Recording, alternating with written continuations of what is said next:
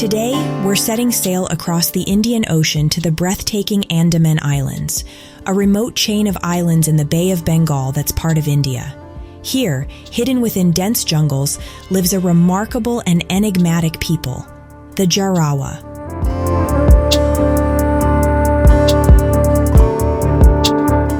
This isolated tribe, with their striking dark skin and physical appearance, may seem familiar at first glance, but prepare to be surprised.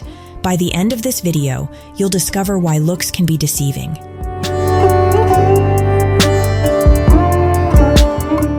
The Jarawa people are part of the Negrito ethnic group and have lived in the Andaman Islands for up to 60,000 years. Today, approximately 400 Jarawa continue their nomadic lifestyle in small groups of 40 to 50 people, known as chaddhas.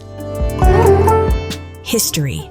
The Andamanese are often associated with one of the earliest waves of migration that left Africa. Around 70,000 years ago, small groups of anatomically modern humans began migrating out of East Africa along a southern coastal route. As small populations reached various parts of Asia, some continued migrating, while others settled along the way. This movement coincided with a period when lowered sea levels allowed migration over what were once land bridges. Archaeological and genetic evidence suggests the Andamanese ancestors may have split off from other migrating groups and settled in the Andaman Islands, where they were geographically isolated for thousands of years. Phenotype.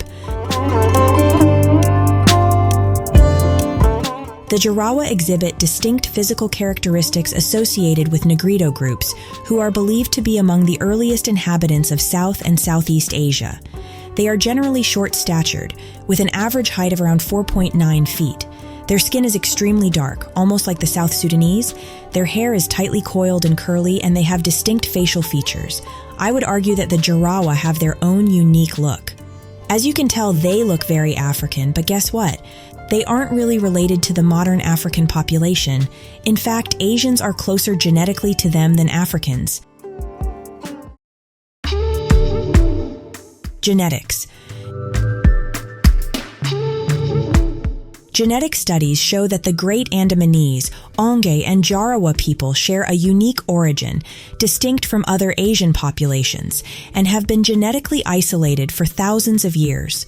The Jarawa have high frequencies of mtDNA haplogroups M and N, some of the oldest lineages outside Africa. While these haplogroups appear in other parts of South and Southeast Asia, the specific lineages in the Andamanese are unique, showing minimal overlap with nearby regions.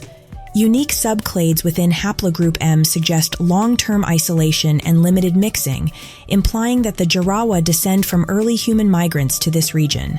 Similarly, the Jarawa's Y DNA has a high frequency of haplogroup D, specifically DM174, a rare marker found in isolated populations such as the Andamanese, Tibetan groups, and the Ainu of Japan. Haplogroup D is among the earliest Y chromosome haplogroups outside Africa, indicating a lineage separated from other human populations for tens of thousands of years. The Jarawa's distinctive Y lineages, lacking markers from later migrations into South Asia, suggest that the Andamanese represent remnants of an early migration wave that diverged from groups later populating East Asia, Oceania, and Southeast Asia. Genetic studies have revealed that the Andamanese people display affinity to the indigenous South Asian hunter-gatherers, often termed Ancient Ancestral South Indians, AASI, as well as to Australasian populations, AA, such as Melanesians and contemporary East-Southeast Asian peoples. Overall, the Malaysian Negritos, Semang, such as the Manique people, Jahai people, and Batek people, are the closest modern living relatives of the Andamanese people, followed by South and East Asian people. Unlike some Negrito populations of Southeast Asia, Andaman Islanders have not been found to have Denisovan ancestry. So are Andamanese Islanders genetically related to Black Africans? No, they are genetically closest to East Asians and other Oceanians.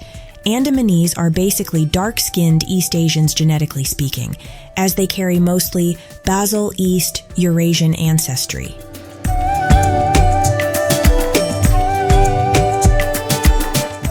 Language. The Jarawa language is classified as an Ongan language, closely related to the languages spoken by other Negrito tribes in the Andaman Islands, such as the Onge. However, the Jarawa language is distinct and has evolved uniquely due to their long-standing isolation. It is an oral language with no written script, and very little is known about its grammar or structure due to the tribe's limited interactions with outsiders.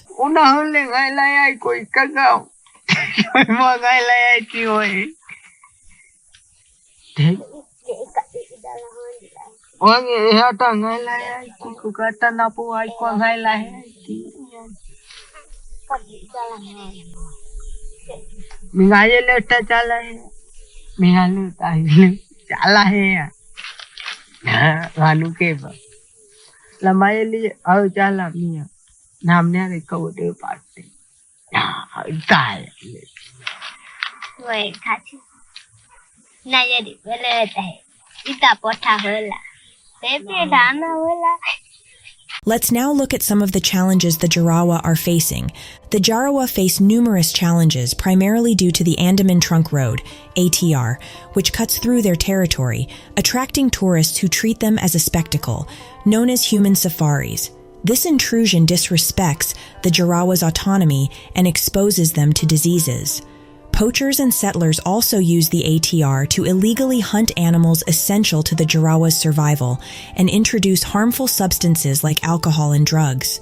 Despite a 2002 Supreme Court order to close the road, it remains open, and authorities have not enforced its closure even after creating a sea route in 2017 to reduce tourist traffic. This continuous encroachment has increased poaching, depleting resources vital to the Jarawa. Their isolation makes them particularly vulnerable to diseases from outsiders, as seen in measles outbreaks in 1999 and 2006.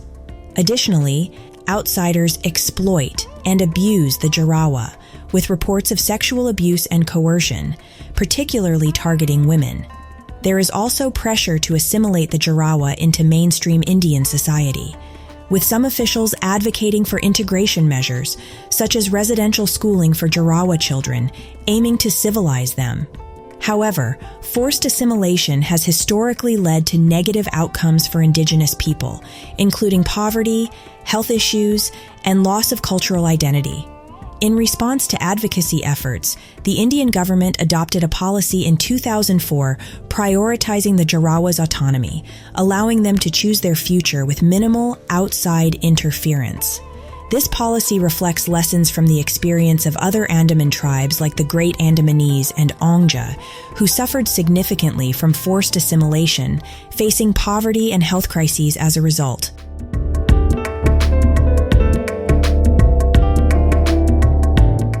Lifestyle. They hunt, fish, and gather fruits, roots, and honey in the dense forests of the Andaman Islands, relying on their deep knowledge of local flora and fauna to thrive. Their diet includes wild pig, turtle, fish, and shellfish, supplemented by honey and tubers, which they gather with sophisticated skills honed over millennia. Despite their isolation, the Jarawa maintain optimal health and nutrition, as confirmed by studies showing their dietary practices have led to a high quality of life. Their knowledge of the forest includes identifying over 150 plant and 350 animal species. For the Jarawa, their land is not just a resource, it is an integral part of their identity and survival. Before we end the video, here are 5 fascinating facts about the Jarawa you might find interesting.